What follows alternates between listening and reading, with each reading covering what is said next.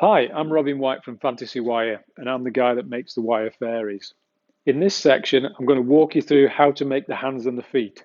So by this stage, you will have a skeleton in place, and we're going to be making the actual fingers and the toes and attaching them to the skeleton. We'll start with the hands. We'll refer back to the size guide. So we've got a palm size of 1.4 inches. So if I draw sort of 1.4 inches, it's about. So I'm going to get some wire now, and then we'll sort of basically just trace that sort of outline with wire. So I've got a piece of wire, the same as I was using for the skeleton materials. Put one sort of reasonably tight fold in that, which will be the end of the first finger. I don't want to crush it completely because I'm going to pass a wire through there in a while. But that's the sort of end of one finger. So if we say that that's that first finger, then I want it to be bent. What I want to do is create a loop on the back of here. I'll actually use those loops on the back of the palm to attach to the wrists. So that needs to be roughly there.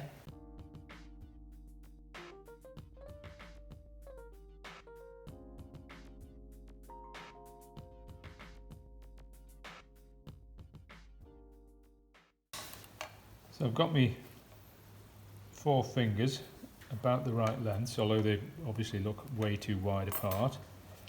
Now the thumb comes out from the base of that corner of the palm, so the thumb will be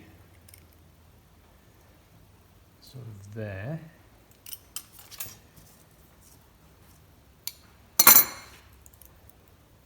So that's, although it doesn't look anything like the drawing, the finger lengths are approximately the right length.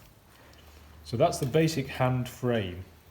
Now when I've squashed all of them together, it'll be about the right size. But I'm going to add the next layer of wire now. So let me get another size of wire, 1.6.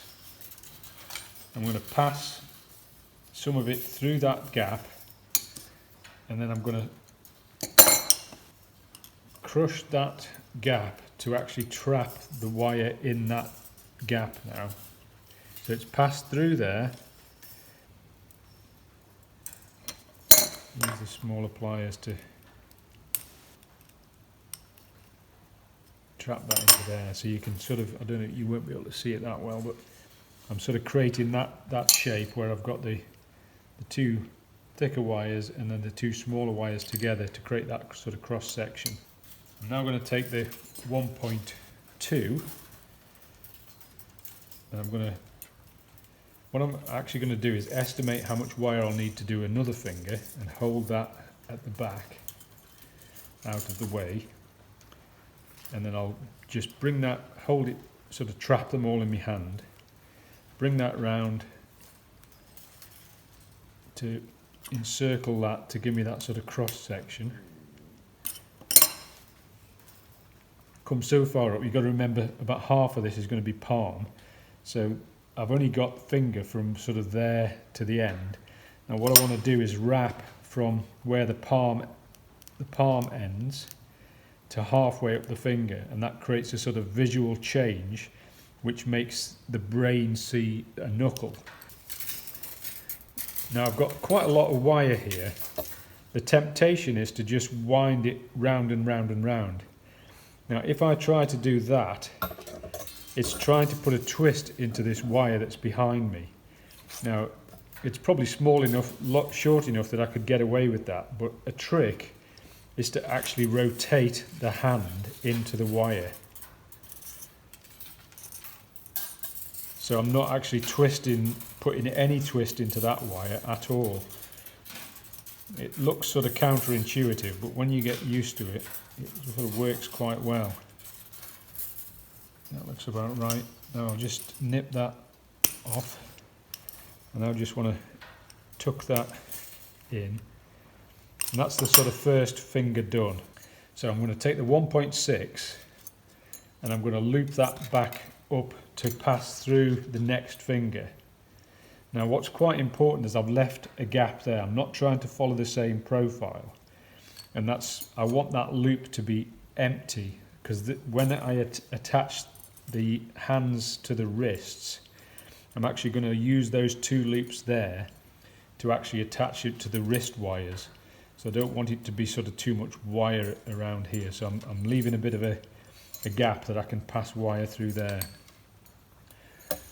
So I'm now going to work on the second finger.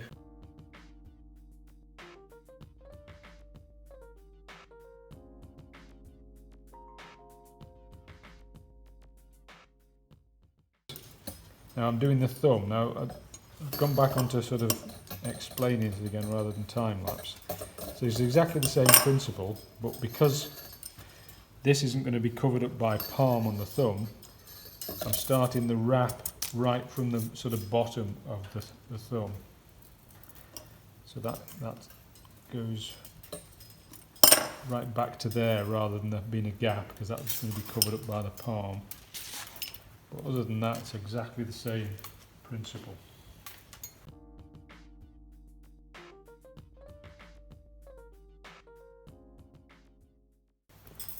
So now that we've got the hand to that stage, I can sort of close these up because I don't need to get in anymore. So I'm going to get my pliers there and actually sort of crush those fingers together at the bottom.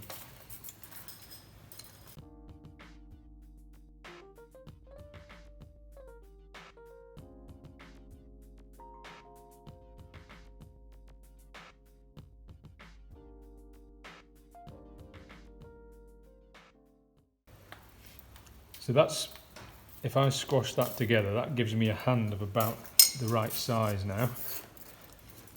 But I want those wires to go right, that is the base of the palm. So get them to almost cross over and then put them at right angles.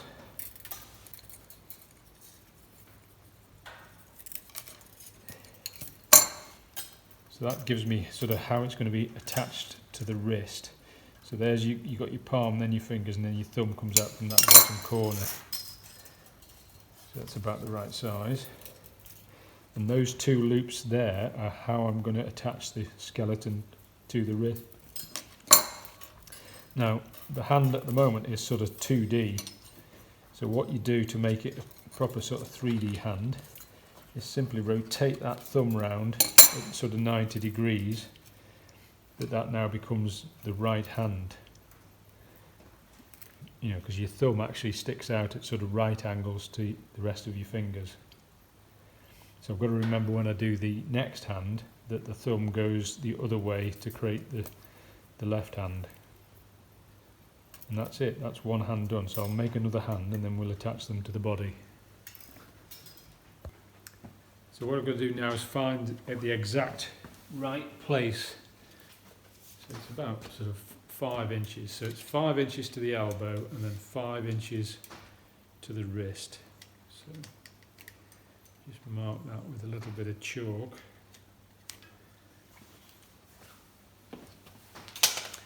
So what I'm now going to do is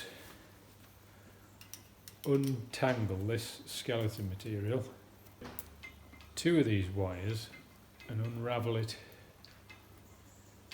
to just before the elbow and actually chop that out. Take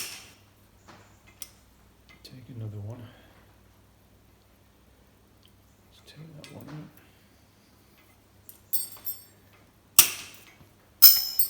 And wrap them up again. Just pull them in. And just find that point again. So what I need to do now is create 2 loops right on 5 inches, because that's where the wrist is. So loop that back.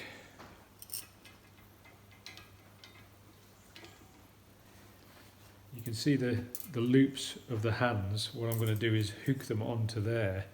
So they need to be sort of on the inside of that.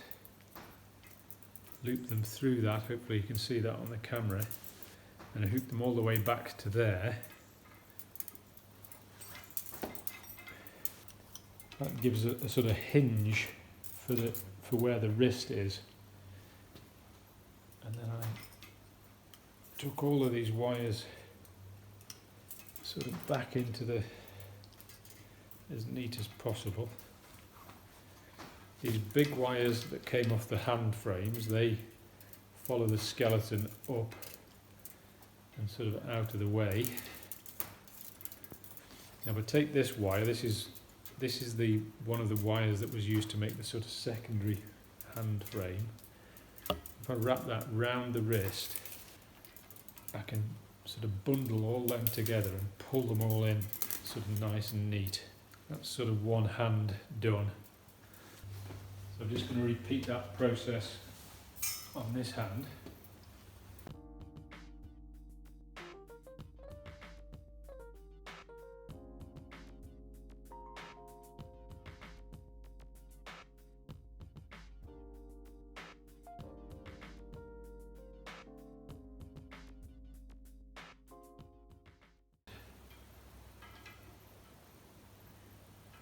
And that's the hands on, so I can start on the feet now.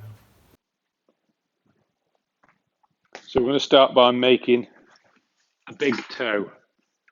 So this is a skeleton material again, the sort of 2.9 mil, 3 mil material. I'm going to start by just making one big toe first, and then we'll make the other toes to fit it. So create a loop and then squash that loop the same as we did with the fingers. We're going to trap a wire in there in a moment, so we want that to go quite close but not quite crushed. Take a piece of the 1.6 wire and pass that through that hole to create that sort of cross section that we had with the same as the fingers. Gives us a sort of round cross section.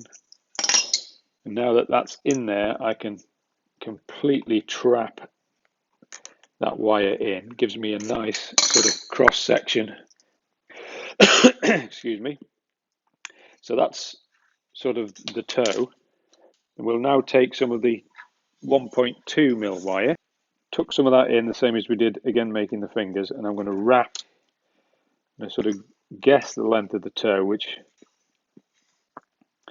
is probably just over an inch. I think it probably says longer in the chart, but I am rotating this round just because I've got a short piece and it's difficult to rotate all of this into the wire with it being the shape that it is. So I'm going to wrap this round all the way to the end.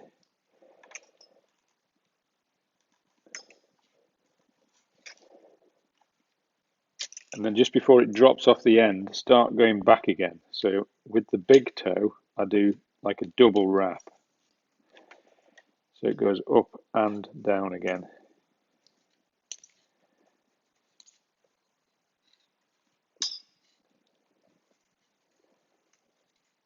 Keeping them nice and tight together.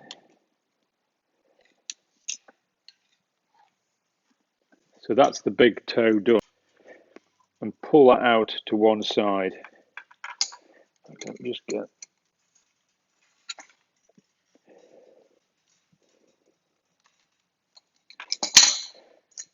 So I've sort of got one of the wires is going straight, the other one is coming out at an angle. And what I'm going to do is make the four toes and hang them over that. And it creates a nice sort of shape of a foot. So we're now going to make the set of four toes to go with the big toe. So I've got 1.6 wire. We're going to create the same cross section as we did with the fingers, but in this case we don't have the big skeleton wire. We're just going to use 1.6 for both parts of that cross section. So I've got probably about sort of 5 or 6 foot of 1.6. Take about a foot. I mean, some of this is just going to end up going up the leg, so it doesn't actually matter. You don't have to worry about the length. Put a kink in it. Close it up the same as we did making the fingers, but this is obviously a lot lighter wire. Don't crush it completely. I've got to pass another wire through there. So if I just chop this in half, so I've got two pieces. So I've got one loop and I've got another piece exactly the same size wire. Pass that through, similar sort of length again. Double that back and squash that into there. So I've now got that sort of cross section of like a star of 4 wires and one loop passing through the other. And that's the basis of the sort of toe frame. I now take some 1.2 wire and I'm going to wrap it exactly the same as we did with the fingers. So just tuck some behind me, amount I think I'm going to use for the next toe. And I'm not worrying too much about the length of the toe now. I mean, the big toe was about sort of just over an inch long.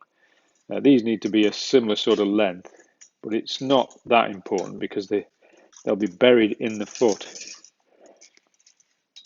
Now, I would prefer to rotate the toe into the wire, but I've only got a short piece, so it's not getting tangled up, and it's very difficult to rotate one toe. With the hand, you've got more leverage, so I'm having to sort of do it this way with a single toe. So I'm rotating that round, but with the toes I go right to the end. I'm not trying to create a knuckle.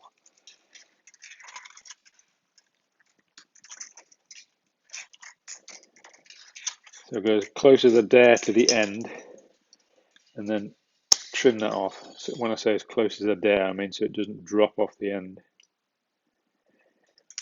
And then just sort of tuck that in. So that's one toe done. Now, unlike the hands where I had to sort of work out all of the sizes to start with, I'm not so overly concerned about it with the toes because I'm going to just make them sort of next to one another. So, I mean, I suppose with the hands I was taking the wires and I was going all the way back to here. With the foot, it's just going to be the toes, and then it'll all be sort of blended into the foot and go up the ankle. So there's no sort of fixed sort of length. I'm going to judge the length of the foot when I attach it to the skeleton. So just pick somewhere short of the foot length and double that back. Now the only thing to get right here is the next toe is shorter than that one. So each of the toes come back in succession. So I turn that over to be sort of slightly shorter. Create that sort of loop again, exactly the same as we did. Now, the beauty of doing it this way is if I'm not happy with that toe length, I can actually pinch wire from the bottom of the loop and rotate it up, or pull wire back and shorten it. So I can shorten and lengthen the toes if I haven't sort of quite bent it in the right place. Just get that, take that up a little bit. Pick one of these other wires from back here to sort of follow that around and go through that loop, exactly the same as we did with the hands.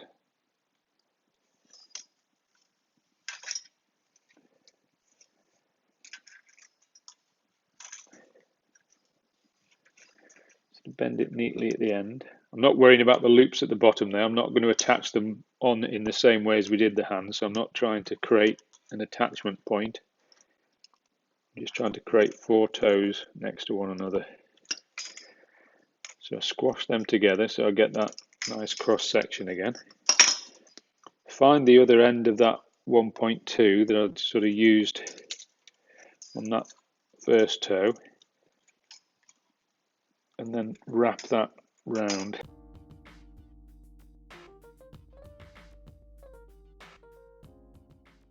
The hands, I was sort of squashing them all together at the end. I can actually do that now with the feet to make sure that they're sort of the right length.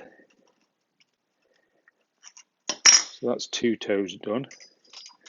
Move on to the next toe.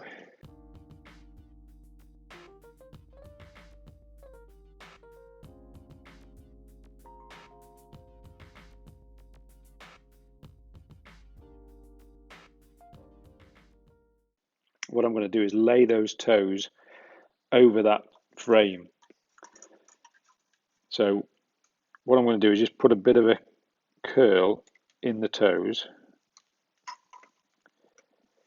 Just bend all the toes slightly so they're sort of slightly curled up.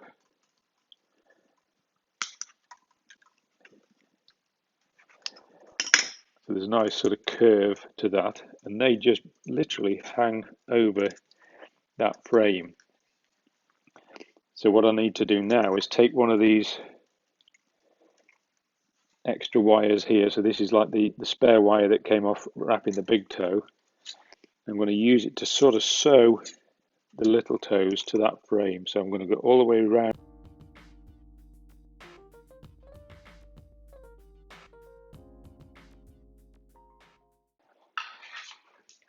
So I've now made the left foot. So I've got a left foot and a right foot. I'll attach the left foot first because it's much more like the hands, and then the right foot slightly more challenging because I'm attaching it to a solid bar rather than the skeleton material. So this is the left foot.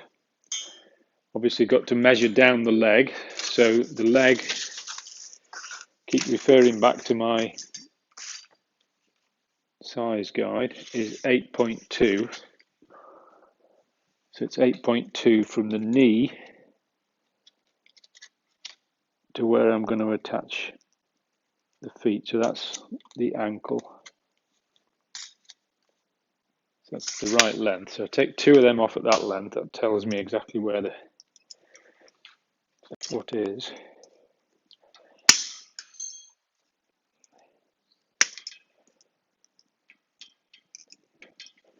And straighten these two out. Now I'm not going to hook these on the same as I did with the hands. They're just sort of tied together. So I just only need them to be about 1.5 inches or so. So I've chopped that off somewhere there. Now all I'm going to try and do is hold that in the right place while wrapping one of these smaller wires around it all. I'll take these big wires that were part of the big toe frame and bend them in the same place as the knee. What that's going to do is lock that length for me so I don't have to worry about it moving quite so much. And just take one of these smaller wires and wrap all of these together. Now to form the heel, so it looks like it's just a continuation of the calf, but it sort of is.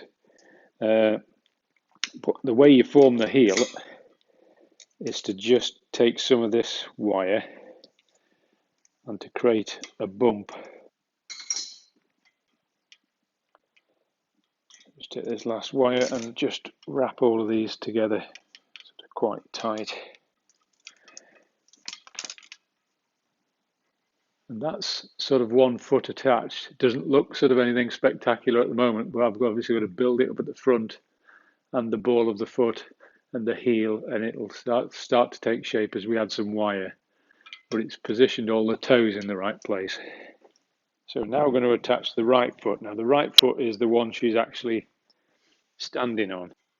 Just use it again using these wires that are the extra ones from the toes. The position is I determined that earlier on when I drilled this hole to sort of stop it slipping. So I know the length. So that just basically goes down to there. I'm just going to sort of sew that around the back of that and pull that in nice and tight. And that does sort of position it.